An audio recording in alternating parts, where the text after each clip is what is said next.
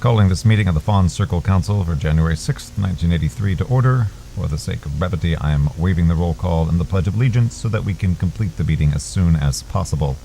According to what I can see, all council members are present. May I have a second council member confirm this? Second. City Clerk, please make a note of it. We all would like to get out of here as soon as possible before the storm hits. As such, I am striking items 7, 9, and 10 from the agenda to instead be discussed at our next meeting on Tuesday, January 11th. These would be discussing the funding for repavement of Mendota Street this summer, the report on how the new after-school sports program is proceeding, and the petition to open a Kmart store in the vacancy next to Sid's Electronics Boutique on Chippewa Road. Any opposed to this postponement? Then we will discuss these topics on the 11th. Let's move into the agenda. First and foremost, Minneapolis has sadly denied our request for additional snowplows. They want to keep them on hand in case the blizzard turns and hits them, but as soon as the storm is clear, they'll send them out to help with the cleanup.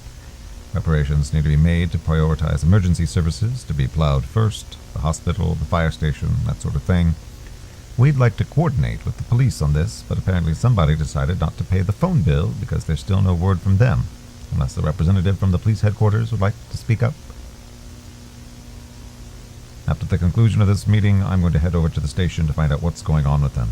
If the police aren't here to conduct their duties, we should just move on. Now, I believe Mr. Darren Frederick from Channel 83 wished to address us again and update us about the signal interruptions. Hello, Mr. Mayor, Councilman. I'm Melinda Norvik, the creative director at K83FC. I know Darren was supposed to speak to you today, but he was sadly unavailable. I've been asked to speak on behalf of the station instead. Go ahead, Melinda.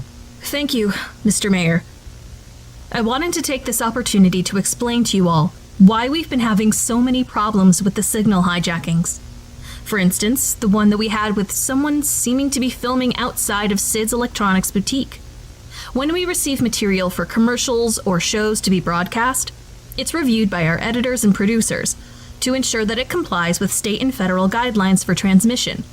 Now, the signal hijackings occur because somehow someone has a transmitter stronger than our own and uses it primarily during late night, since the late shift at the station has so few personnel.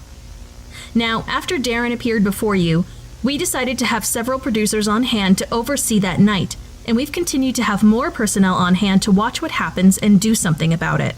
If that's the case, Ms. Novak, why was there still a hijacking? Why not just cut the broadcast for a few minutes, given it's so late at night? And that's what I was getting to, Councilman. We can't just shut off our broadcast, because they're still broadcasting their transmission at the same frequency. We have to stop it by increasing power on our own, which is more expensive, hence one of the reasons for our stimulus request. And we'll discuss that more in a minute. Please, continue. Well, this is where it gets strange, Mr. Mayor. As I said, we had several producers on hand to observe the hijacking in progress, just in case someone at the station was helping them or anything.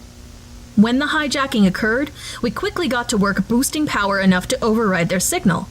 However, when we reviewed the tape of the material we were supposed to broadcast during that time, we discovered something odd.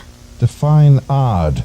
The transmission the hijackers sent somehow replaced the material on that tape. And before you ask, no, nobody was recording the hijacking on it. The material of the hijacking somehow burned itself into the tape on its own.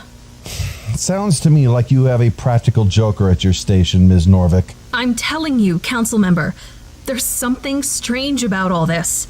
I personally was the one who inserted the tape and pulled it out again. Nobody hit record.